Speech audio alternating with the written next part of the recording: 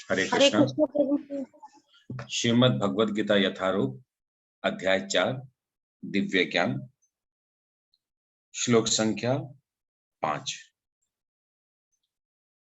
तो हम लोग देखते हैं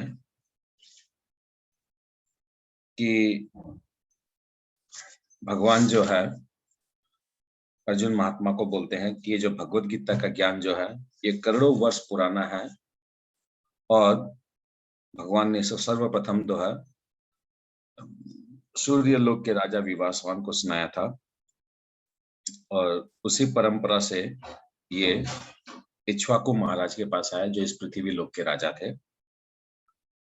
भगवान बोलते हैं ये जो ज्ञान जो अर्जुन महात्मा को सुनाया जा रहा है ये परंपरा से आया है और हम जीवों को भी, हम लोगों को भी, मेरे को, आप लोग को, हम लोग सबको ये भगवद गीता का ज्ञान जो है, ये दिव्य ज्ञान जो है परंपरा से सुनना चाहिए। परंपरा से यानी जिसकी शुरुआत भगवान के श्रीमुख से हुई है, भगवान स्वयं ने जो बात कही है वहां से इसका बिगिनिंग हुआ है। फिर भगवान बोलते हैं कि ये जो मैं तुमको दिव्य ज्ञान जो दिया हूं ये बहुत पुराना है और इस प्राचीन जो योग है मेरा, इसको जो समझ जाता है, जो जान जाता है, वही मतलब प्रकृति रूप से समझ पाता है। और फिर भगवान बोलते हैं कि भगवान ने अर्जुन महात्मा को इसलिए चॉइस किया ये सुनने के लिए भगवद गीता का ज्ञान, क्योंकि वो उनके परम मित्र थे, भक्त थे, सखा थे। तब अर्जुन महात्मा को एक ठो वो होता है, संदेह होता है कि कृष्ण, मैं, आप और हम लोग सम उम्र के, हम उम्र के हैं मोरलेस, और आप बोल रहे हैं कि आप करोड़ों साल पहले सूर्य को देव को सुना चुके हैं, तो ऐसे कैसे, कब हुआ ये? कैसे हुआ? तब भगवान बोलते हैं 5 नंबर श्लोक में, क्या नाम बोलते हैं? श्री भगवान वाच बहूनि मे वतीतानि जन्मानि तव अर्जुन तन्यहं वेद सर्वाणि न तम वेद परंतप।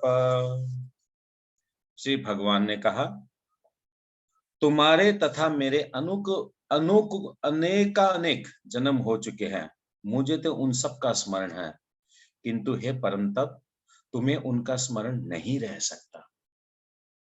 क्या बोल दिया भगवान? तुमको उसका स्मरण नहीं रह सकता। क्यों नहीं रह सकता? भगवान यहाँ पर बोलना चाहते हैं कि भगवान जैसे हर युग में, हर मनवंतर में भगवान इस धराधाम में अवतार लेते हैं, उसी प्रकार जो जीव आत्मा है, भगवान देखिए दूसरे अध्याय के 22 नंबर श्लोक में ना 20 नंबर श्लोक में कहते हैं ना कि भगवान के पास बहुत तरह के कपड़े हैं, कौन किस कपड़ा में फिट होता है भगवान उस टाइप को उसको कपड़ा पहना देते हैं। राइट?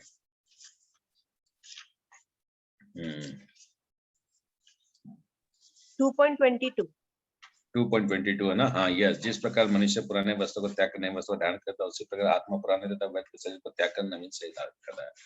तो भगवान यहाँ क्या बोलना चाहते हैं अर्जुन महात्मा को कि अर्जुन मैंने जो विवस्वान को जो ये ज्ञान दिया था, हो सकता तुम उसके पहले से भी हो, कोई बड़ा बात नहीं है। तुम क्या कर रहे हो? बार बार अपने कपड़े को चेंज कर रहे हो। बार बार तुमको एक शरीर मिल रहा है, तुम शरीर को धारण कर रहे हो, फिर एक नया शरीर, फिर एक नया शरीर, इस प्रकार तुम कंटिन्यू शरीर पे शरीर, शरीर पे शरीर धारण करते हो। मगर तुम्हारे में मेरे में एक तो वास्ट डिफरेंस है। क्या डिफरेंस है?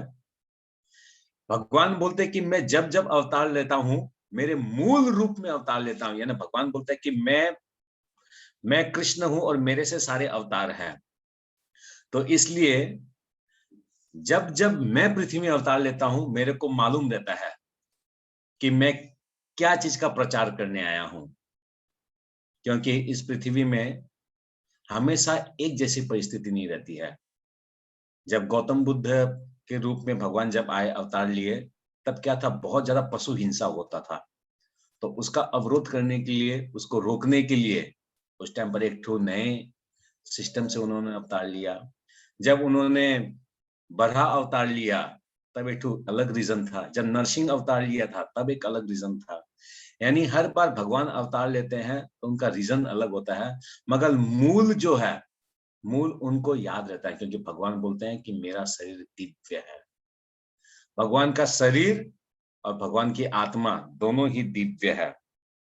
भगवान को हर एक बातें याद रहती है, मगर जीव को, अर्जुन को ये बातें याद नहीं रह सकती है, क्योंकि हमारा शरीर जो है इन पंच महाभूतों से बनाया हुआ है, इस भौतिक प्रकृति से बना हुआ है, मगर भगवान का जो शरीर है वो इस भौतिक प्रकृति से नहीं बना हुआ है।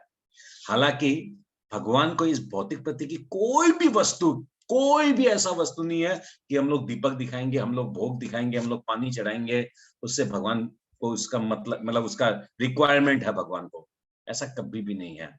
भगवान हमेशा आत्म तृप्त है, स्वयं में तृप्त है, इसलिए भगवान की कोई रिक्वायरमेंट नहीं है।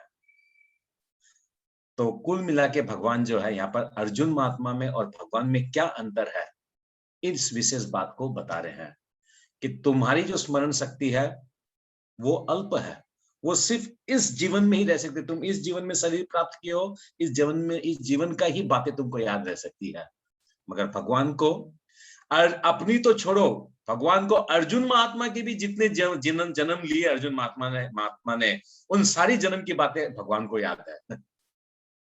मगर अर्जुन महात्मा को बोला जाए, suppose if Arjun Mahatma is sitting as on date, अगर अर्जुन महात्मा होते और अर्जुन महात्मा को अगर पूछा जाता कि अर्जुन महात्मा पिछले संडे को दोपहर के वक्त आप कौन सा कलर का धोती पहने थे, कौन सा कलर का कुर्ता पहने थे, या आपने जो मणियों की जो माला पहनते थे वो कौन सा रंग का था, डेफिनेटली उनको भी 2-4 घंटे लगता सोचने में, फिर वो क्या बोलते हैं, नहीं वो तो याद नहीं है।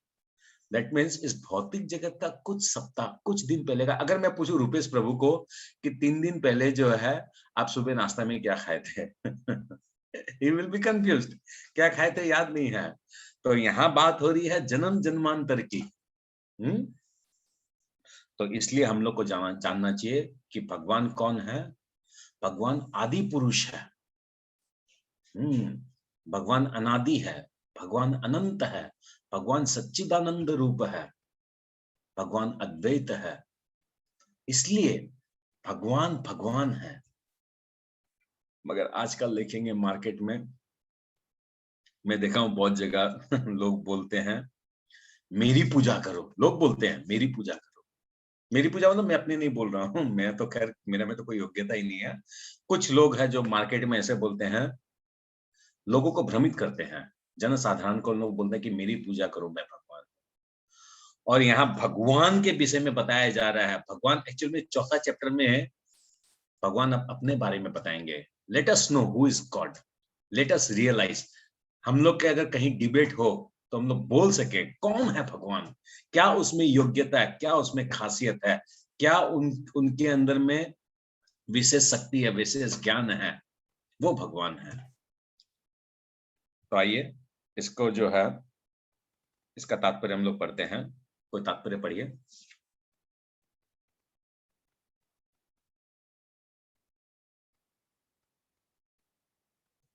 मैं पढ़ती हूँ प्रभु जी। हरे कृष्ण। स्टार्ट कीजिए। तात्पर्य, ब्रह्म संहिता में हमें भगवान के अनेकानेक अवतारों की सूचना प्राप्त होती है।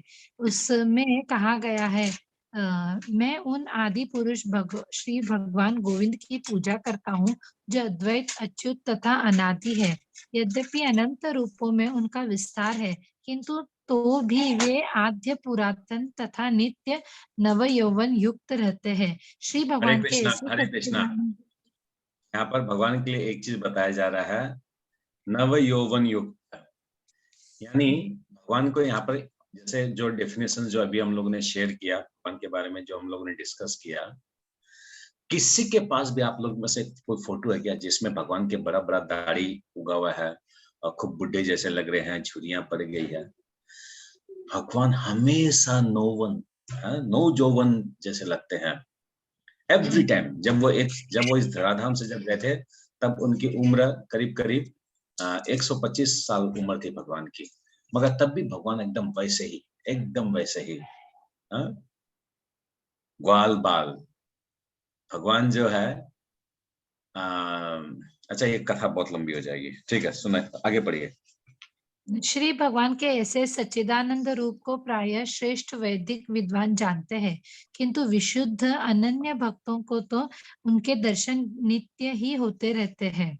ब्रह्म संहिता में यह भी कहा गया है, मैं उन श्री भगवान गोविंद की पूजा करता हूँ जो राम, नरसिंह आदि अवतारों तथा अंश अवतारों में नित्य स्थित रहते हुए श्री कृष्ण नाम से विख्यात आदि पुरुष है और जो स्वयं भी अवतरित होते हैं। वेदों में भी कहा गया है कि अद्वैत होते हुए भी श्री भगवान असंख्य रूपों में प्रकट होते हैं। वे उस वैदुर्य मणि के सामने है जो अपना रंग परिवर्तित करते हुए भी एक ही रहता है। इन सारे रूपों को विशुद्ध निष्काम भक्त ही समझ पाते हैं। केवल वेदों के अध्ययन से उनको नहीं समझा जा सकता।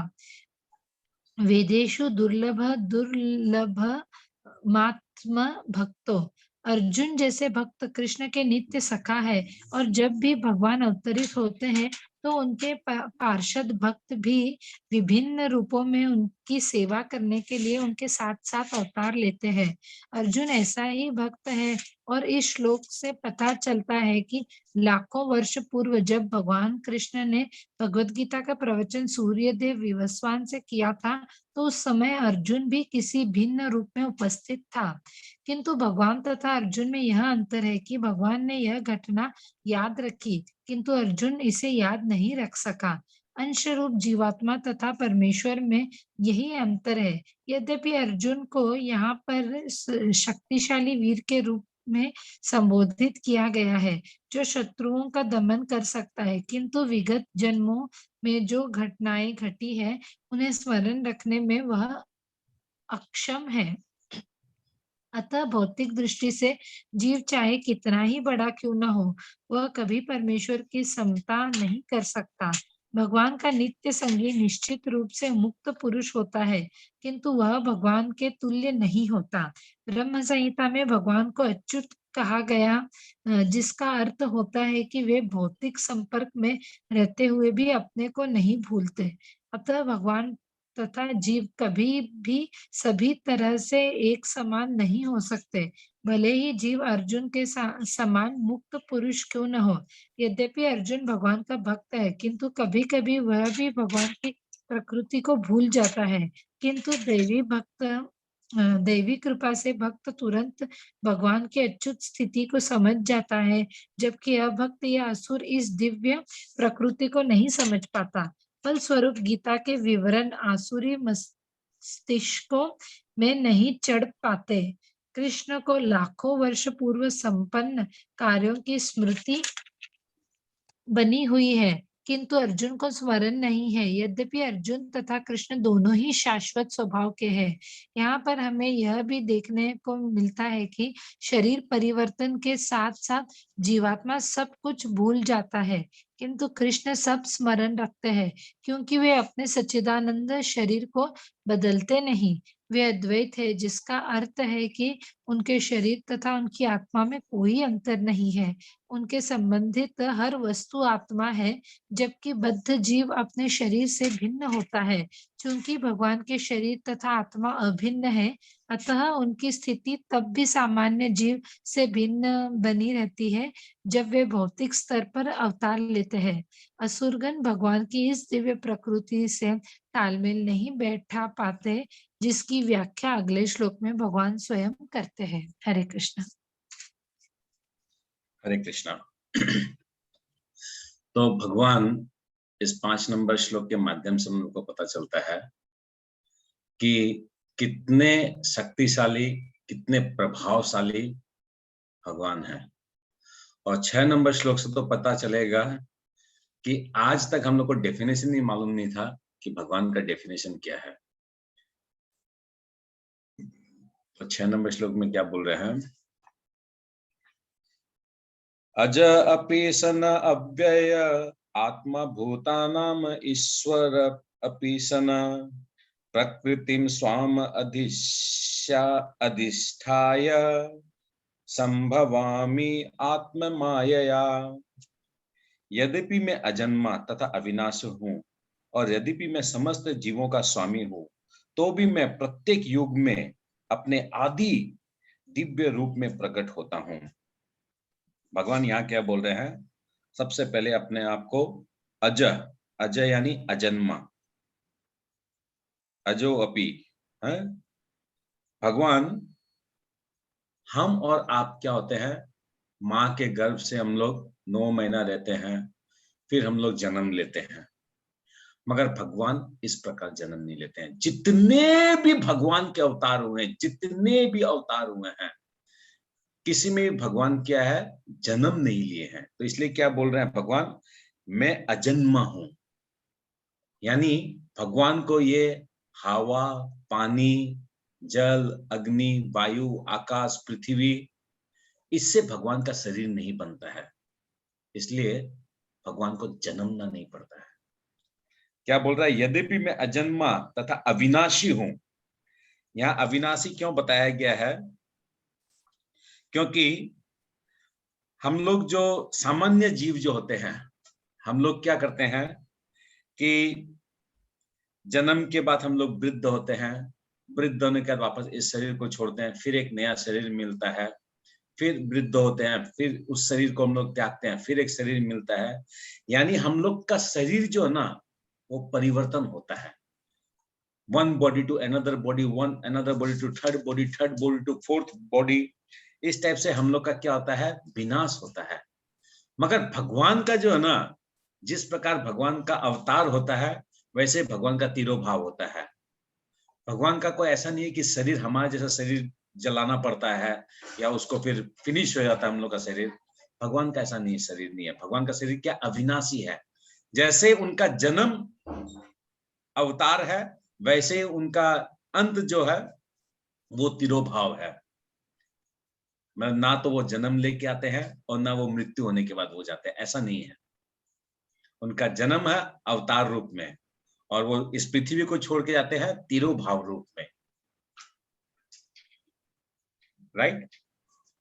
फिर यहाँ क्या बोला जा रहा है? शिला प्रभुपाद लिखते हैं, यद्यपि मैं समस्त जीवों का स्वामी हूं, तो भी मैं प्रत्येक युग में अपने आदि दिव्य रूप में प्रकट होता हूं। तो भगवान यहाँ बता रहे हैं कि जितने जीव हैं, जितने भी जलचर, थलचर, आकाश में उड़ने वाले पक्षी, जीव, ये पेड़ पौधे, जितने भी है, भगवान इन सब के स्वामी हैं। मगर हम लोग क्या है? भगवान के इस स्वामित्व रूप को हम लोग मानना नहीं चाहते, स्वीकार नहीं करना चाहते हैं। हम लोग अपने आप को स्वामी समझते हैं। ये हम लोग का एक तो भगवान के साथ में जो है सबसे बड़ा डिफरेंस है। डिफरेंस ऑफ ओपिनियन समझ लीजिए, या डिफरेंस ऑफ अंडरस्टैंडिंग समझ लीजिए। शिला प्रभुपाद बताते हैं कि भगवान जो है, भगवान का जो शरीर है वो शाश्वत है। भगवान का शरीर जो है इस भौतिक जगत से बना हुआ नहीं है। और भगवान हमेशा 20-25 साल के उम्र के जैसे वो लगते हैं, हमेशा नौजवान जैसे लगते हैं वो। फिर वो बताते हैं कि जैसे सूर्य, अभी हम लोग सपोज दिन का टाइम है, मैं अभी गुवाहाटी में हूँ, तो यहाँ पर अभी सपोज सूर्य है, और शाम के वक्त क्या है? वो सूर्य अस्त हो जाता है, या फिर वो सूर्य जो है कहीं किसी और कंट्री में चला जाता है। तो हम क्या सोचते हैं कि सूर्य चला गया है, सूर्य समुद्र में डूब गया है, सूर्य अब नहीं रहा, अब सुबह फिर ये उगेगा। तो इसी प्रकार हम लोग का भी मानसिक स्थिति है। भगवान दिव्य है, भगवान अवतार लेते हैं, मगर हम लोग क्या सोचते हैं कि जिस प्रकार सूर्य का जन्म होता है नेक्स्ट डे, उसी प्रकार भगवान का भी जन्म होता है। इस प्रकार की हम लोग की मनोस्थिति है। मगर इससे अगर हम लोग को मुक्त पाना है, इस चिंतन से अगर हम लोग को बचना है, तो हम लोग को ये जानना पड़ेगा कि हमारे भगवान के साथ क्या संबंध है। नहीं तो हम लोग कभी भी नहीं जान पाएंगे, नेवर, कभी भी समझ ही नहीं पाएंगे भगवान कौन है। फिर इसमें प्रभुपाद एक और चीज बताते हैं कि भगवान जो है भगवान षड ऐश्वर्यों से परिपूर्ण है। जैसे हम लोग पहले अध्याय में भी हम लोग कई बार पढ़ चुके हैं। आप लोग मुझे कोई बता सकेगा भगवान का वो 6 ऐश्वर्य क्या है जो भगवान जिससे कहते हैं कि भगवान का? मैं बताऊं प्रभु जी? हाँ बोलिए। प्रभु जी, all beautiful, all knowledgeable, all strength, all renowned, all wealthy, और all beautiful, all knowledgeable, all strength, all renowned, all wealthy. एक और क्या था प्रभु जी, ध्यान नहीं आ रहा है। ब्यूटीफुल, ब्यूटीफुल, ऑल ब्यूटीफुल, आकर्षक, और आकर्षक भगवान।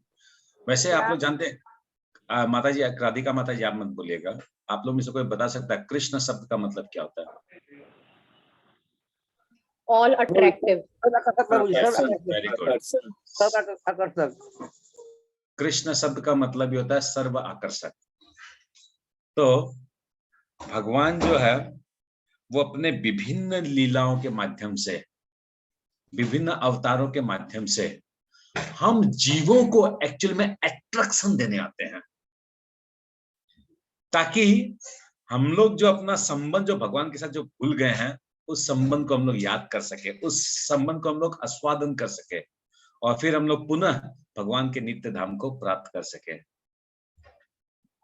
तो इसलिए इस श्लोक में और इसके पिछले वाला श्लोक में बताया जा रहा है कि भगवान कौन है, इसका हम लोग को एक बेसिक पिक्चर हमारे दिमाग में रेडी हो, क्योंकि आने वाला जो 3-4 श्लोक है वो सुनने के बाद हम लोग को पूर्ण विश्वास हो जाएगा कि भगवान कौन है। अभी जैसे हम लोग सुने, अभी जितने भी हम लोग एक योग्यता समझ लीजिए, जो भी योग्यता हम लोगों ने अभी सुनी,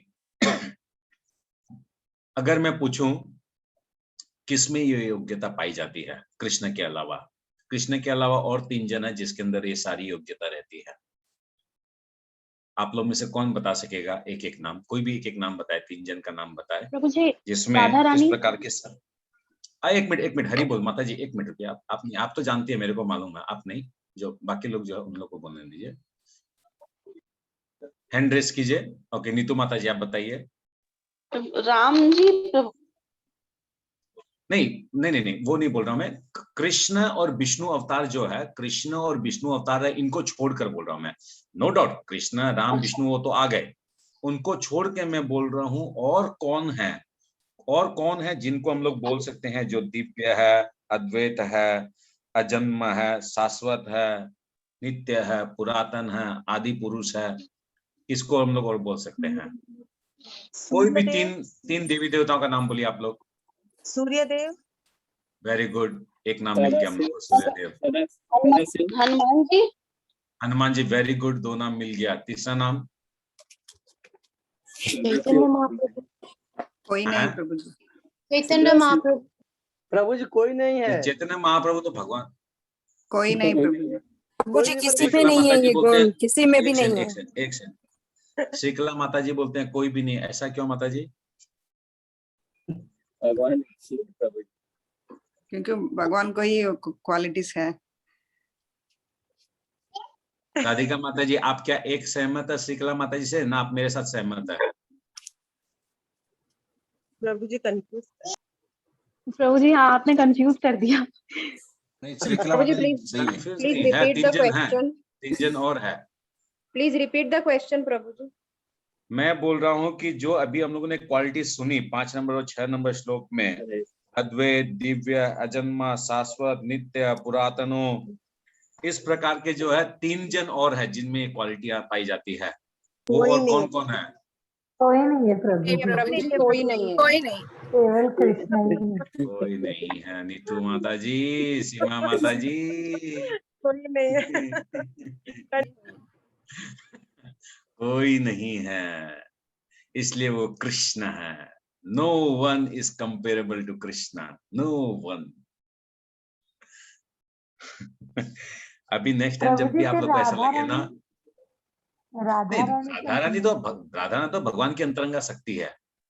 राधा रानी अंतरंगा शक्ति और भगवान, वो तो हम लोग के इमेजिनेशन के बाहर की चीज है। नहीं, मैं पहले बोल दिया ना कि कृष्ण और कृष्ण तत्व जो है, कृष्ण तत्वों को छोड़ के बताइए, मतलब जैसे कृष्ण, राम, विष्णु, इनको छोड़ के बताइए और कौन 3 जन है।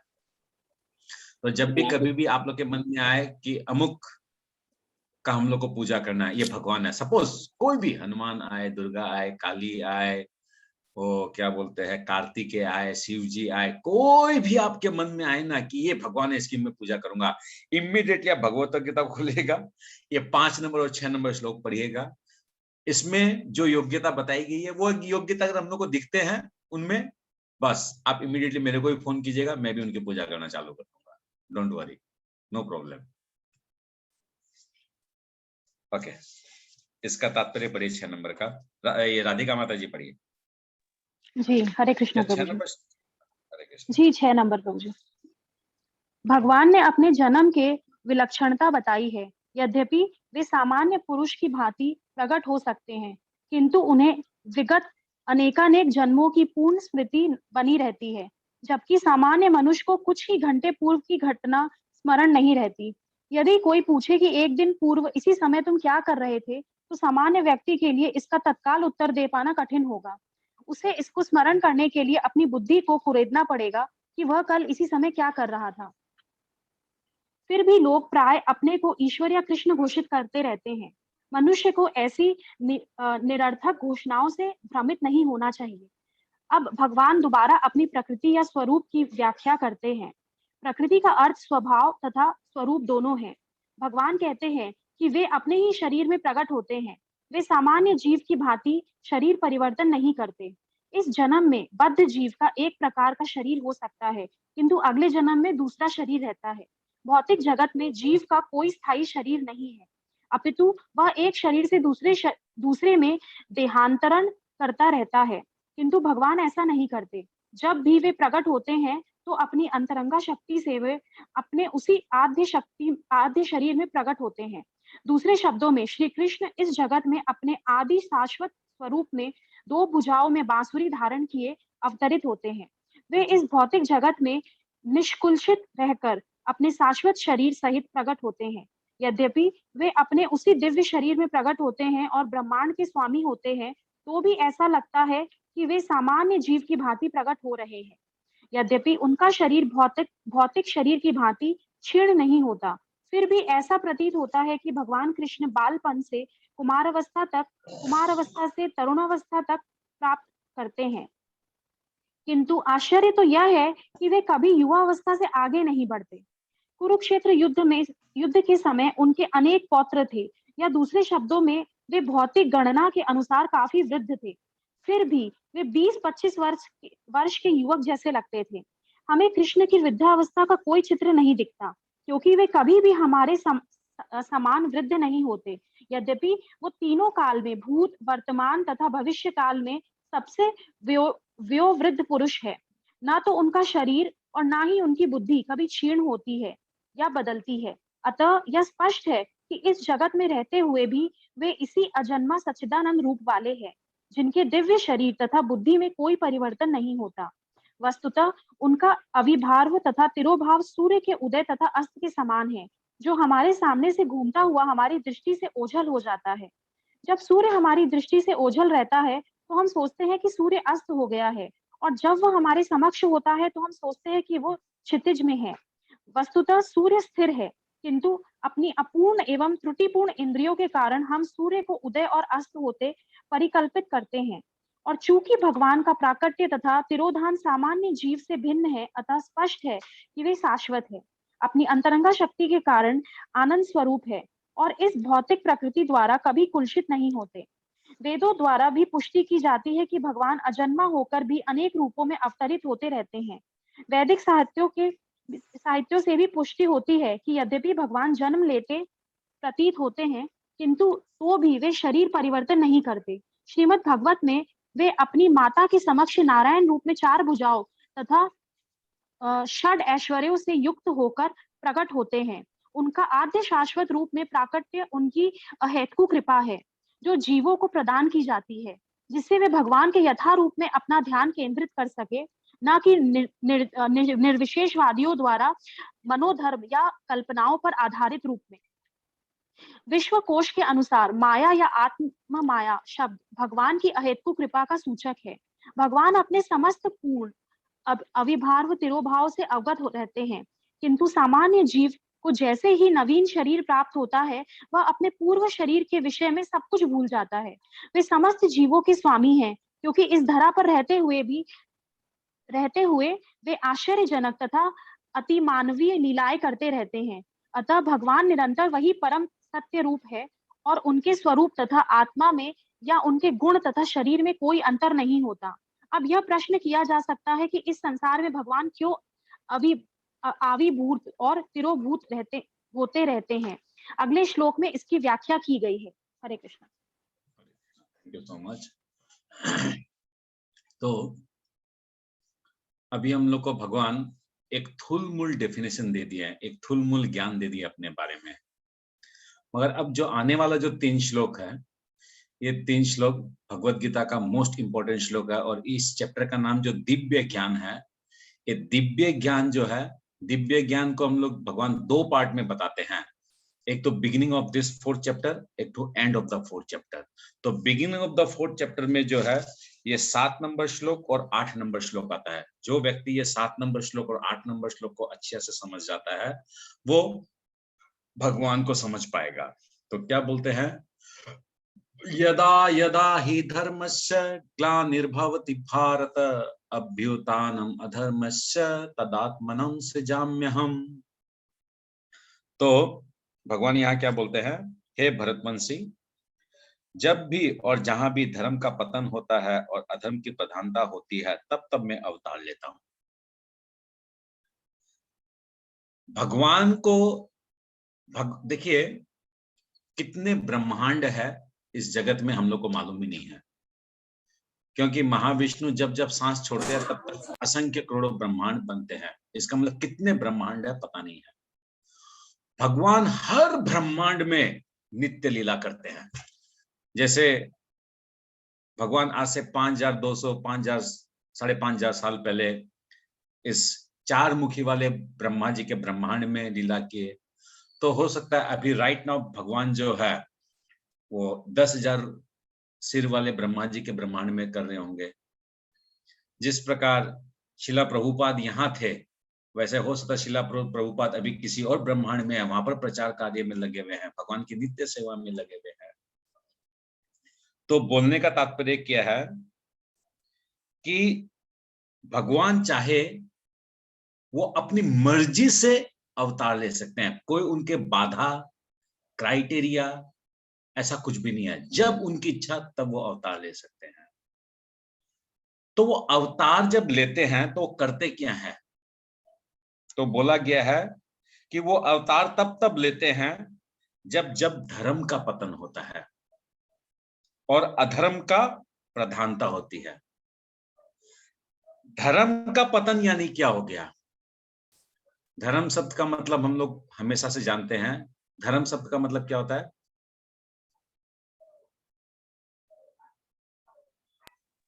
धर्म शब्द का अर्थ है वेदों के अनुसार, शास्त्रों के अनुसार अपना जीवन यापन करना, जो मूल उद्देश्य है। कौन बताएगा? और धर्म जैसे शब्द का पानी का मतलब? धर्म है हमारी प्यास बुझाना प्रभु जी, वैसे है हमारा धर्म है कि हमें कृष्ण की पूजा करनी चाहिए। धर्म शब्द का मतलब हो गया इति धारति धर्म, यानी जो जिसका स्वभाव है वो उसको धारण करना ही उसका धर्म है।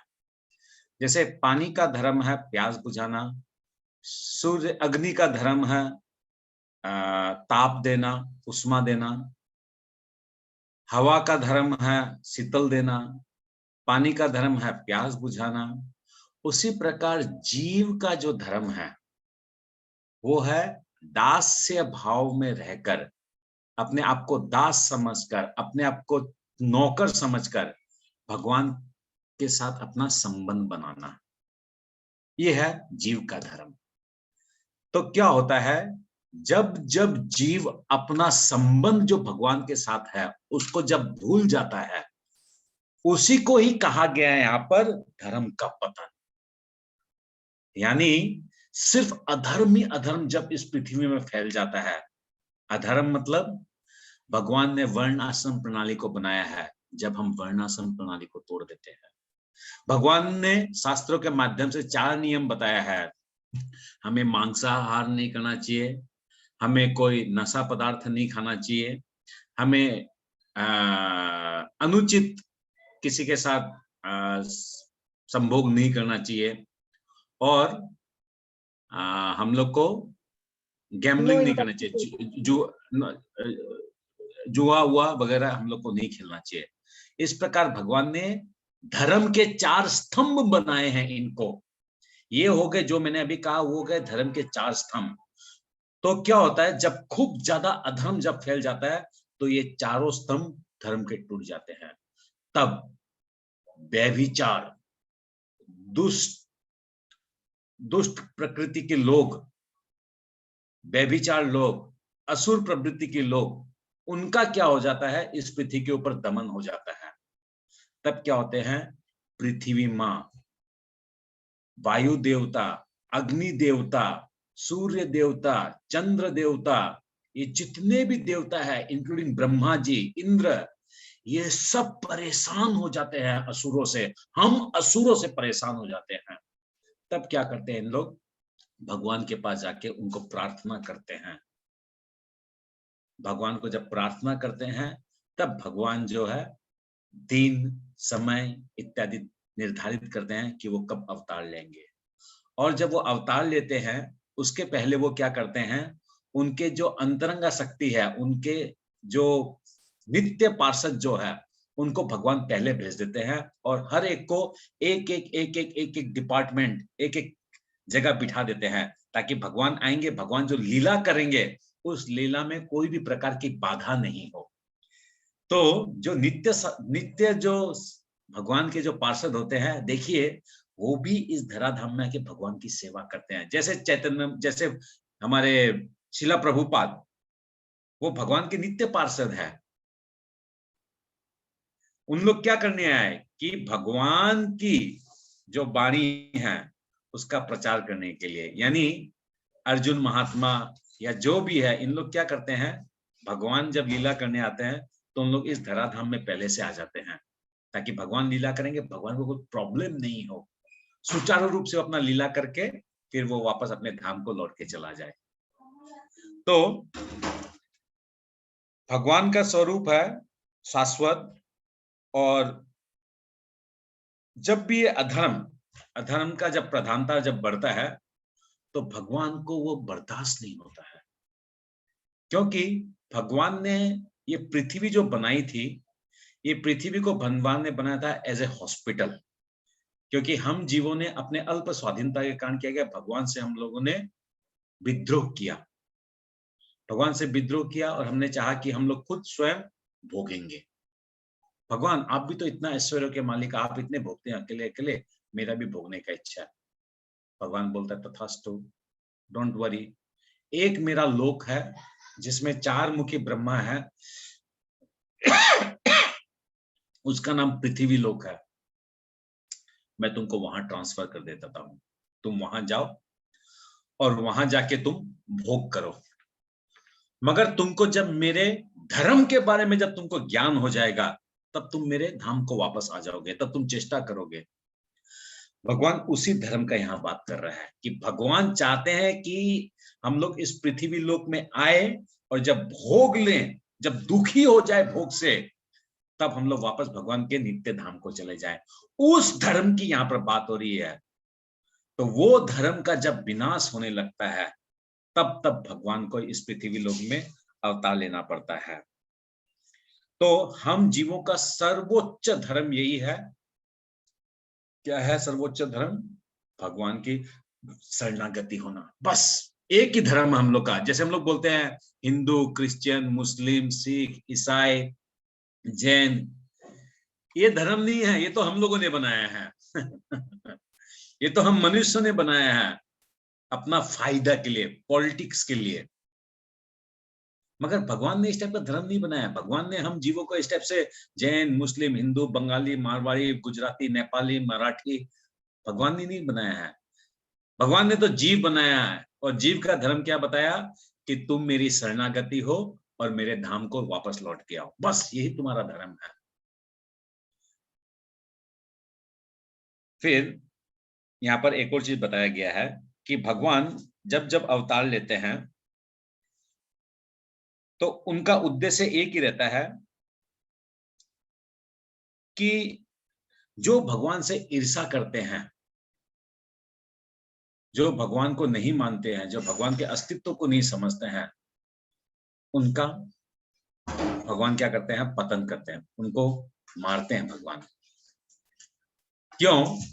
ताकि जो लोग भगवान के पास आना चाहते हैं उनको समस्या नहीं हो।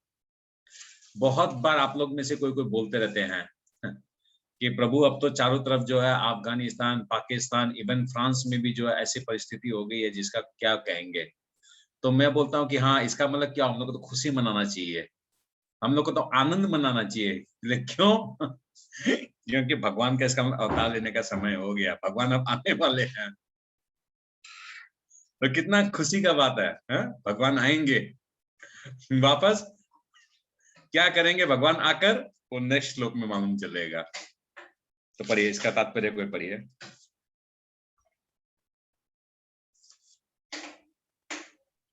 हरे कृष्ण प्रभु जी।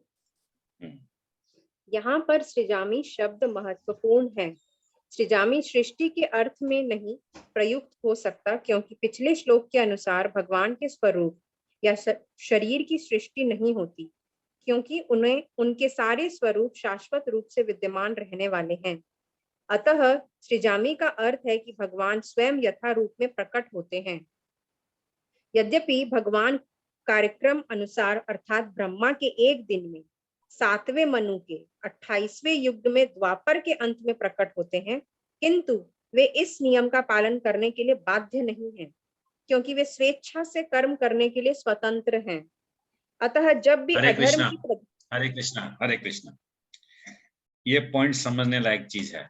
यहाँ क्या बोला जा रहा है अभी कि भगवान कृष्ण कौन है? जो गोलोक में रहते हैं। इसके अलावा नरसिंह, वामन या मत्स्य, ये जितने भी अवतार है, ये इन सब अवतारों का जो नित्य धाम जो है वो बैकुंठ में है। मार्क कीजिएगा इस बात को। जो कृष्ण है उसका धाम है गोलोक, और जो बाकी जो एडिशनल जो अवतार जो भगवान होते हैं वो विष्णु तत्व से आते हैं, वो रहते हैं बैकुंठ के अंदर में। तो यानी मूल कृष्ण, जो ओरिजिनल कृष्ण है, वो कब अवतार लेते हैं? ब्रह्मा जी के एक दिन यानी 1000 चतुर्युग, 1000 चतुर्युग के 28वें युग में भगवान आते हैं। यानी आज से 5200 साल पहले जो युग, यानी ये युग जो अभी चल रहा है, इसको बोलते हैं वैवस्वत मनु का। अभी वैवस्वत मनु का युग चल रहा है। तो वैवस्वत मनु के युग में यानी 28वें युग में, जब द्वापर युग जब आता है, 28वें मनु के 28वें युग यानी 1000 चतुर्युग का 28वां युग का द्वापर युग में मूल कृष्ण आते हैं। अब ये जब चतुर्युग, ये 1000 चतुर्युग जब खत्म हो जाएगा, इसके बाद वापस ब्रह्मा जी सो जाएंगे। ब्रह्मा जी एक दिन के लिए, एक रात्रि के लिए सोते हैं, एक रात्रि के लिए सोते हैं, यानी वापस 1000 चतुर्युग के लिए वो सो जाएंगे। उसके बाद जब वापस ये सृष्टि का सृजन होगा, वापस जब ये प्रलय से वापस ये जब मुक्त होगा, वापस भगवान जो पूर्ण रूप से जो भगवान है, वापस 28वें युग में आएंगे। क्लियर हुआ ये चीज? ओके, आगे पढ़िए। अतः जब भी अधर्म की प्रधानता तथा धर्म का लोप होने लगता है, तो वे स्वेच्छा से प्रकट होते हैं। धर्म के नियम वेदों में दिए हुए हैं, और यदि इन नियमों के पालन में कोई त्रुटि आती है तो मनुष्य अधार्मिक हो जाता है। श्रीमद् भागवत में बताया गया है कि ऐसे नियम भगवान के नियम हैं। केवल भगवान ही किसी धर्म की व्यवस्था कर सकते हैं। वेद भी मूलतः ब्रह्मा के हृदय में से भगवान द्वारा उच्चारित माने जाते हैं। अतः धर्म के नियम भगवान के प्रत्यक्ष आदेश हैं। धर्म तो साक्षात भगवत प्रणीतम। भगवत गीता में आद्योपांत इन्हीं नियमों का संकेत है। वेदों का उद्देश्य परमेश्वर के आदेश अनुसार ऐसे नियमों की स्थापना करना है, और गीता के अंत में भगवान भगवान स्वयं आदेश देते हैं कि सर्वोच्च धर्म उन्हीं की शरण ग्रहण करना है। वैदिक नियम जीव को पूर्ण शरणागति की ओर अग्रसर कराने वाले हैं और जब भी असुरों द्वारा इन नियमों में व्यवधान आता है तभी भगवान प्रकट होते हैं। श्रीमद् भागवत पुराण से हम जानते हैं कि बुद्ध कृष्ण के अवतार हैं जिनका प्रादुर्भाव उस समय हुआ जब भौतिकतावाद का बोलबाला था और भौतिकतावादी लोग वेदों को प्रमाण बनाकर उसकी आड़ ले रहे थे।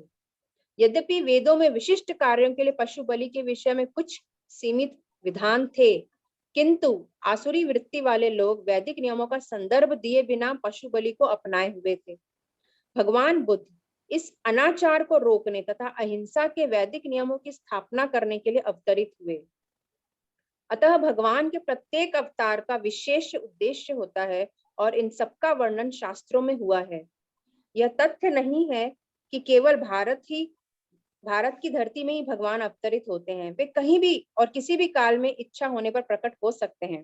वे प्रत्येक अवतार लेने पर धर्म के विषय में उतना ही कहते हैं जितना कि उस परिस्थिति में जन समुदाय विशेष समझ सकता है, लेकिन उद्देश्य एक ही रहता है, लोगों को ईश भावना भावित करना तथा धार्मिक नियमों के प्रति आज्ञाकारी बनाना। कभी वे स्वयं प्रकट होते हैं तो कभी अपने प्रामाणिक प्रतिनिधि को अपने पुत्र या दास के रूप में भेजते हैं या वेश बदलकर स्वयं ही प्रकट होते हैं। भगवत गीता के सिद्धांत अर्जुन से कहे गए थे, अतः वे किसी भी महापुरुष के प्रति हो सकते थे, क्योंकि अर्जुन संसार के अन्य भागों के सामान्य पुरुषों की अपेक्षा अधिक जागरूक था। 2 और 2 मिलकर 4 होते हैं। यह गणितीय नियम प्राथमिक कक्षा के विद्यार्थी के लिए उतना ही सत्य है जितना कि उच्च कक्षा के विद्यार्थी के लिए। तो भी गणित उच्च स्तर तथा निम्न स्तर का होता है। अतः भगवान प्रत्येक अवतार में एक ऐसे सिद्धांतों की शिक्षा देते हैं जो परिस्थितियों के अनुसार उच्च या निम्न प्रतीत होते हैं। जैसा कि आगे बताया जाएगा कि धर्म के उच्चतर सिद्धांत। हरे कृष्णा, हरे कृष्णा। ये लास्ट वाला जो अभी पैराग्राफ जो माता जी पढ़ रही है, गणित उच्चतर तथा निम्नतर हो सकते हैं, यहाँ क्या बोलना चाह रहे हैं प्रभुपाद? 2 + 2 4, यानी ये प्राइमरी लेवल का ये तो पढ़ाई है। 2 + 2 4 और एक हो गया a + b whole square equals to a² + b² + 2ab, a फलान डिकार मैट्रिक्स हो गया, इंडक्शन हो गया, दुनिया का वो सिस्टम आया, यानी वो हायर लेवल का वो मैथमेटिक्स है। भगवान जब अवतार लेते हैं तो उस समय पृथ्वी के लोगों की जो परिस्थिति रहती है, जो पृथ्वी लोग की जिस प्रकार बुद्धि रहती है, मानसिकता रहती है, उस प्रकार से भगवान उन लोग को समझाते हैं, उस प्रकार से भगवान धर्म की प्रचार करते हैं। अगर कोई एकदम ही हम लोग के असुर टाइप के ही लोग इस पृथ्वी लोक में अगर भर्ती हो गए तो भगवान क्या करते हैं? 2 + 2 वाला एजुकेशन देते हैं। और जब देखते हैं कि नहीं, इस बार फिर कभी देखते हैं भगवान जब अवतार लेते हैं कि नहीं, ये लोग जो है धर्म मार्ग में आगे बढ़ने वाले हैं, ये एटलीस्ट इतने इस लेवल तक तो है, इन लोग को ऊपर का लेवल का इन लोग को एडवांसमेंट देना है, तो भगवान क्या करता है? उसको एल्जेब्रा वगैरह पढ़ाते हैं।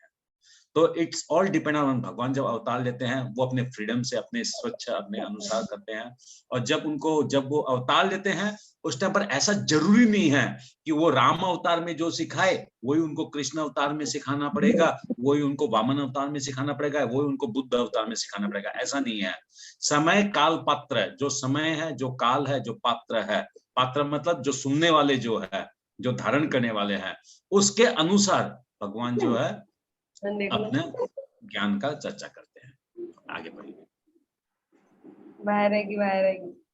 अतः भगवान प्रत्येक अवतार में एक जैसे सिद्धांतों की शिक्षा देते हैं जो परिस्थितियों के अनुसार उच्च या निम्न प्रतीत होते हैं। जैसा कि आगे बताया जाएगा कि धर्म के उच्चतर सिद्धांत चारों वर्णाश्रम को स्वीकार करने से प्रारंभ होते हैं। अवतारों का एकमात्र उद्देश्य सर्वत्र कृष्ण भावनामृत को उद्बोधित करना है। परिस्थिति के अनुसार यह भावनामृत प्रकट तथा अप्रकट होता है। हरे कृष्ण। हरे कृष्ण। नेक्स्ट श्लोक, 8 नंबर श्लोक। परित्राणाय साधूनां विनाशाय चतुष्कृतां धर्म संस्थापनार्थाय संभवानि युगे युगे। युगे युगे, हर युग युग में भगवान आते हैं, मगर हम लोग भगवान से ज्यादा बिजी है।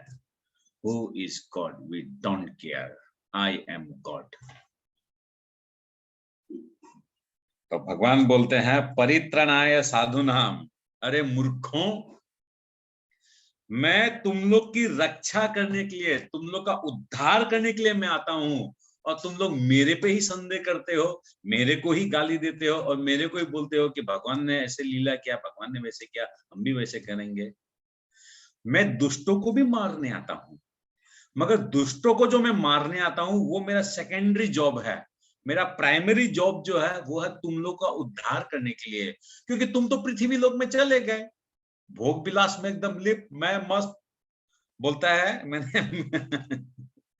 मैं कलकत्ता से पढ़ाई लिखाई किया था कॉलेज में, तो कॉलेज में था तो वहां के कुछ दोस्त रहे थे, उन लोग बोला करते थे, उन लोग दिल्ली से थे, तो उन लोग बोलते थे कि सूर्य अस्त दिल्ली मस्त।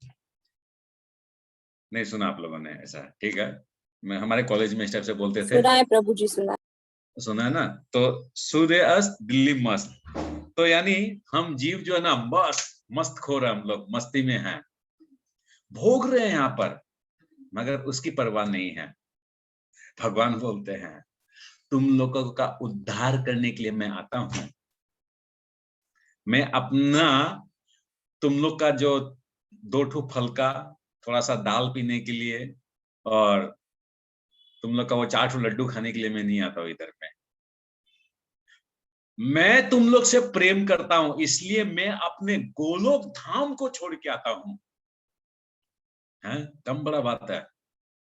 कितना प्रेम करते हैं भगवान हम लोग से, सोच के देखे तो एक बार, कभी सोच के देखे तो कितना प्रेम है, कितना अगाध प्रेम है भगवान का हम लोग से, कि भगवान जहां नित्य लीला कर रहे हैं, जहां राधा रानी के साथ में हैं, उस स्थान को छोड़ के भगवान आते हैं क्या करने के लिए?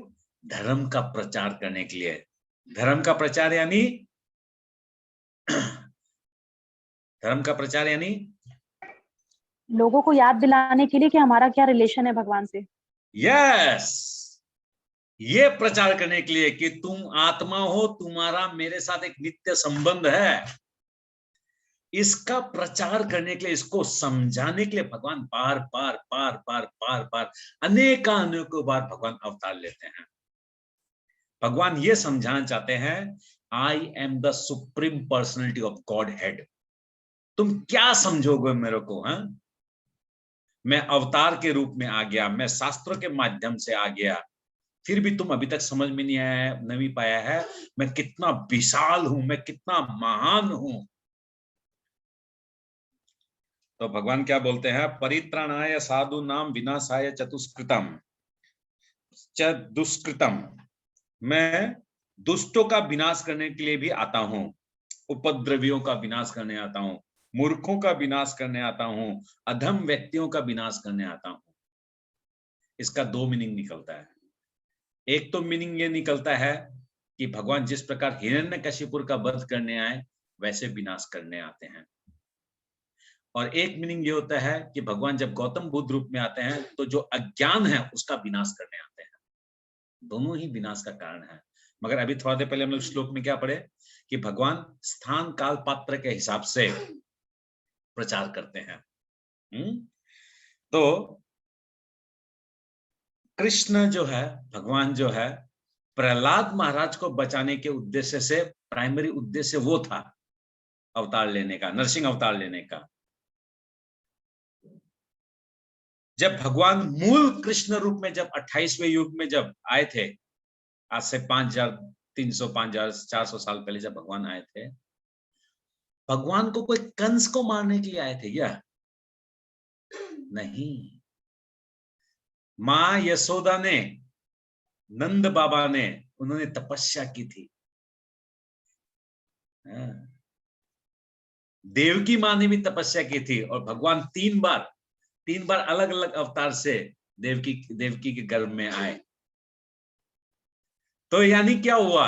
यहां पर भी क्या देखा गया? भगवान भक्त के लिए आते हैं, प्राइमरी रीजन इज भक्त। ठीक है, जब आया ही है तो चलो यार एक काम करो, बहता हुआ गंगा में 2 4 5 को मार के चला जाता है। That is secondary. भगवान रामचंद्र जी आए, क्यों आए? हैं? भगवान रामचंद्र जी आए थे अहिल्या को ताड़ने के लिए, सबरी का बैर खाने के लिए। कोई रावण को मारने के लिए थोड़ा ना आए थे कि हाँ रावण को मारना, चलो अब अवतार लेता हूं मैं। नहीं नहीं नहीं नहीं नहीं, भक्तों की इच्छा थी, जो वो नाविक था, वो नाविक की सेवा लेने की भगवान की इच्छा थी।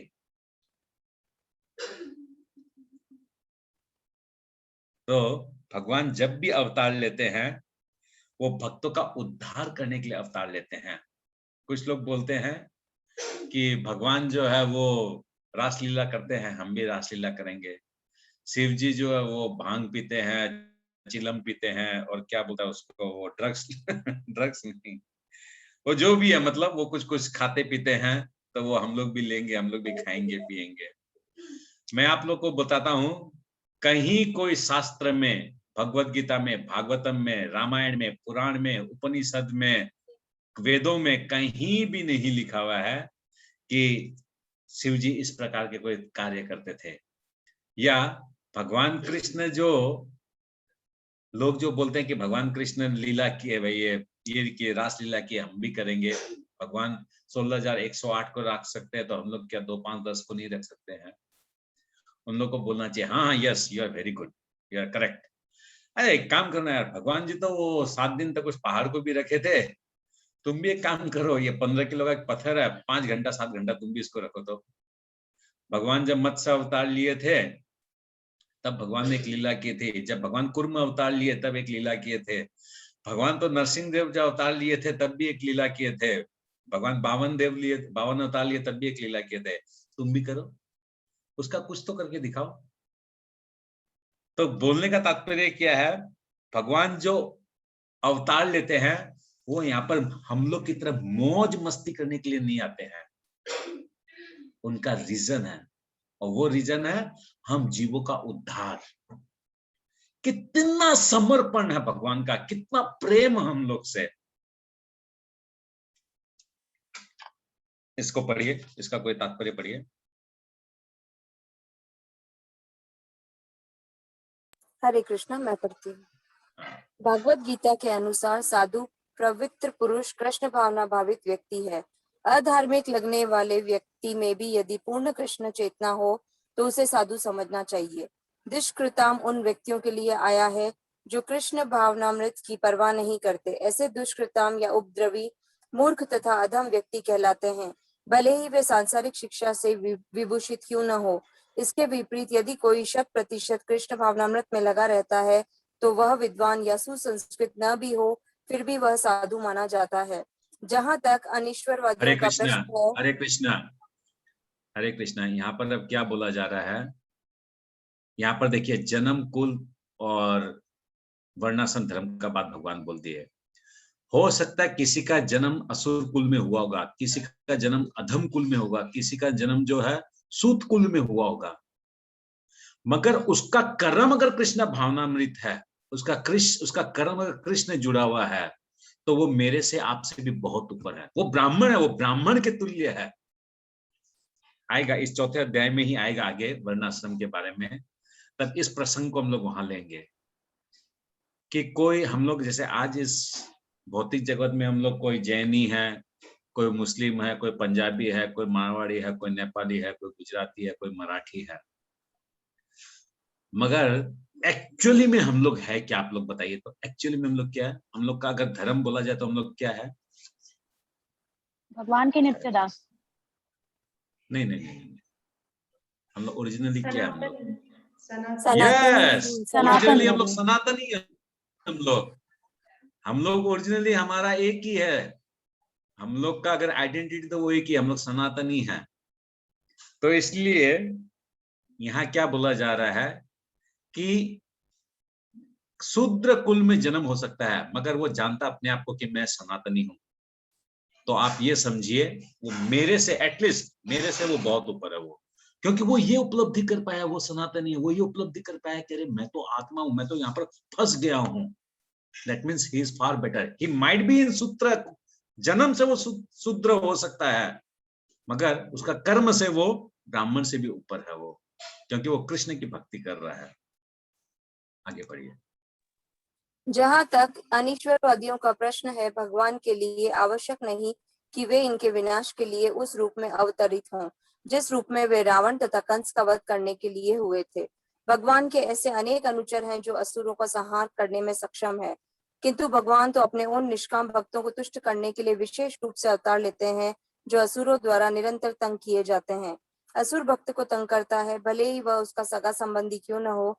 यदि भी प्रहलाद महाराज हिरण्यकशिपु के पुत्र थे, किंतु तो भी वे अपने पिता द्वारा उत्पीड़ित थे। इस प्रकार कृष्ण की माता देवकी यद्यपि कंस की बहन थी, किंतु उन्हें तथा उनके पति वसुदेव को इसलिए दंडित किया गया था क्योंकि उनसे कृष्ण को जन्म लेना था।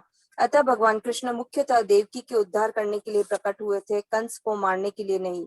किंतु ये दोनों कार्य एक साथ संपन्न हो गए। अतः यह कहा जाता है कि भगवान भक्त का उद्धार करने तथा दुष्ट असुरों का संहार करने के लिए विभिन्न अवतार लेते हैं। कृष्णदास कविराज कृत्य चैतन्य चरित्रामृत के निम्नलिखित श्लोकों से अवतार के सिद्धांतों का सारांश प्रकट होता है। सृष्टि हेतु एई मूर्ति प्रपन्ने अवतरे, सेई ईश्वर मूर्ति अवतार नाम धरे, मायातीत पर व्योम्य सबार अवस्थान, विश्वे अवतरी धरे अवतार नमा। अवतार तथा ईश्वर यज्ञ का अवतार भगवत धाम से भौतिक प्राकट्य हेतु होता है। ईश्वर का वह विशिष्ट रूप जो इस प्रकार अवतरित होता है अवतार कहलाता है। ऐसे अवतार भगवत धाम में स्थित होते हैं। जब वे भौतिक सृष्टि में उतरते हैं तो उन्हें अवतार कहा जाता है। अवतार कई तरह के होते हैं, यथा पुरुषावतार, गुणावतार, लीलावतार, शक्त्यावेश अवतार, मनवंतर अवतार तथा युगावतार। हम सबका इस ब्रह्मांड में क्रमानुसार अवतरण होता है, किंतु भगवान कृष्ण आदि भगवान है और समस्त अवतारों के उद्गम है। भगवान श्री कृष्ण शुद्ध भक्तों की चिंताओं को दूर करने के लिए विशिष्ट प्रयोजन से अवतार लेते हैं, जो उन्हें उनकी मूल वृंदावन लीलाओं के रूप में देखने के उत्सुक रहते हैं। अतः कृष्ण अवतार का मूल उद्देश्य अपने निष्काम भक्तों को प्रसन्न करना है। भगवान का वचन है कि वे प्रत्येक रूप में अवतरित होते रहते हैं। हरे कृष्णा। तो यहाँ क्या बोला जा रहा है कि भगवान स्वयं कृष्ण जब मूल रूप से जब अवतार लेते हैं तो वो अपने लीलाओं के माध्यम से वो अपने भक्तों को आकर्षण करते हैं, ताकि वो कैसे ना कैसे कोई ना कोई सिस्टम से, कोई भी प्रोसेस से वो भगवान से अपना संबंध जोड़े और भगवान मृत्यु समय उनका स्मरण करते हुए भगवान के नित्य धाम को प्राप्त कर सके। इसके अलावा भगवान बोलते हैं तो बाकी और जो मेरा अवतार होते हैं ये तो मेरा मूल अवतार हुआ, बाकी और क्या अवतार होता है? क्योंकि ब्रह्मा जी के हर एक दिन में भगवान का अवतार होता है, हर मनवंतर में अवतार होता है, हर युग अवतार होता है। तो भगवान बोलते हैं जो, जैसे अभी मैं बताया कि बैकुंठ में बाकी भगवान के विभिन्न अवतार होते हैं। भगवान के जो विभिन्न और जो है नरसिंह, वामन, कूर्म, ये सब इत्यादि जो है वो भगवान के बैकुंठ धाम में रहते हैं। तो वहां से और भगवान के उन लोग आते हैं भगवान के आदेश अनुसार इस पृथ्वी लोक में। तो उनको 6 पार्ट में विभाजित किया गया है। एक तो हो गया पुरुष अवतार, गुण अवतार, लीला अवतार, सक्तावेश अवतार, मनवंतर अवतार और युग अवतार। तो पुरुष अवतार मतलब क्या हो गया कि भगवान कृष्ण जब इस ब्रह्मांड को जब सृजन करना होता है तब भगवान क्या करते हैं, महाविष्णु, गर्भोदक्षाय विष्णु और क्षीरोदक्षाय विष्णु, इस 3 रूप में अवतार लेते हैं और इन 3 रूपों को मिला के बोला जाता है पुरुष अवतार। तो प्रथम पुरुष अवतार भगवान का हो गया महाविष्णु, गर्भोदक्षाय विष्णु, क्षीरोदक्षाय विष्णु। तो इस प्रकार भगवान जब पुरुष अवतार ले लिए और इस ब्रह्मांड का सृजन हो गया, तो अब ये ब्रह्मांड क्रियाशील कैसे होगा? तब भगवान क्या करते हैं, गुण अवतार लेते हैं। यानी भगवान सतोगुण, रजोगुण, तमोगुण, इन तीनों की प्रधानता और तीनों को कंट्रोल करने के लिए 3 रूप से अवतार लेते हैं। सतोगुण को चलाने के लिए भगवान विष्णु रूप में आते हैं, रजोगुण को चलाने के लिए ब्रह्मा जी और तमोगुण में चलाने के लिए शिव जी। इस प्रकार जब सृष्टि बन गई, सृष्टि का सृजन हो गया, 3 गुण उसमें आ गए, तो फिर क्या होता है, भगवान लीला करने के लिए आते हैं। तो लीला करने के लिए जो है भगवान विभिन्न अवतार लेते हैं और ये लीला अवतार भगवान जो है जब इच्छा भगवान तब अपने स्वयं अपने इच्छा से आ सकते हैं। जैसे हम लोग देख सकते हैं कि जब सागर मंथन हुआ ठीक एग्जैक्टली जब सागर मंथन हुआ था उस टाइम पर भगवान इमीडिएटली 3-4 अवतार ले लिए थे। जैसे भगवान कूर्म अवतार लिए, मोहिनी अवतार लिए और एक अवतार लिए थे भगवान उस टाइम पर। तो इस प्रकार क्या है, भगवान विभिन्न लीला करने के लिए। हाँ हाँ अजित अवतार, अजित, हाँ अजित रूप में, यस करेक्ट, भगवान अजित रूप में वहां पर विराजमान थे, यस करेक्ट। तो लीला अवतार में फिर भगवान जो है विभिन्न नरसिंह अवतार, वामन अवतार, इन विभिन्न अवतारों से आते हैं। फिर क्या है कि भगवान के कुछ वो होते हैं,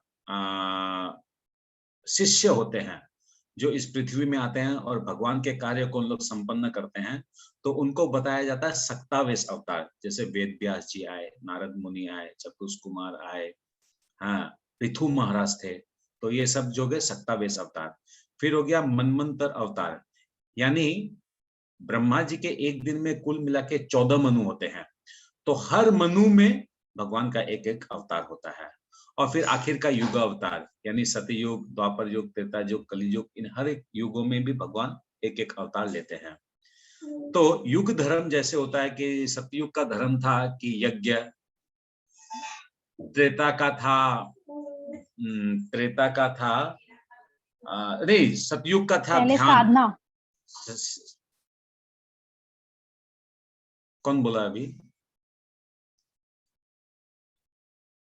हरे कृष्ण। कौन? ओके, नहीं बोलिए, कोई बात नहीं, बोलिए, आप बोलिए। सतयुग में क्या था? पहले मेडिटेशन था प्रभु जी। ध्यान, ठीक है। फिर त्रेता में क्या था? यज्ञ करना। यज्ञ। और द्वापर में? मूर्ति पूजन। मूर्ति पूजन। और कलियुग में? महामंत्र जप।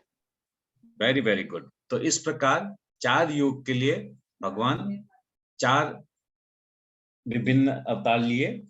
इस कलियुग में कहते हैं कि भगवान इस कलियुग के प्रारंभ में ऑलरेडी चैतन्य महाप्रभु के रूप में, जो स्वयं राधा रानी के रूप में भगवान इस भक्ति का आस्वादन करने के लिए, हरे कृष्ण महामंत्र का आस्वादन करने के लिए वो अवतार कर चुके हैं। और इस कलियुग के अंत में भगवान जो है कल की नाम से अवतार लेंगे। तो इस प्रकार किया, भगवान का हर एक अवतार के पीछे, हर एक के पीछे एक रीजन है, एक कारण है। और विशेष रूप से अगर हम लोग भागवतम को अगर पढ़ते हैं तो भागवतम से मालूम चलता है जितना भी भगवान का अवतार हुआ, जितना भी, अल्टीमेटली हम जीवों का उद्धार करने के लिए हुआ है। किसी ना किसी स्टाइल से, किसी ना किसी डायरेक्टली, इनडायरेक्टली। हाँ, मगर हम लोग क्या है, अकृतज्ञ टाइप के आदमी, हम लोग नॉन थैंकफुल टाइप के आदमी हैं। ओके, अब आगे पढ़िए।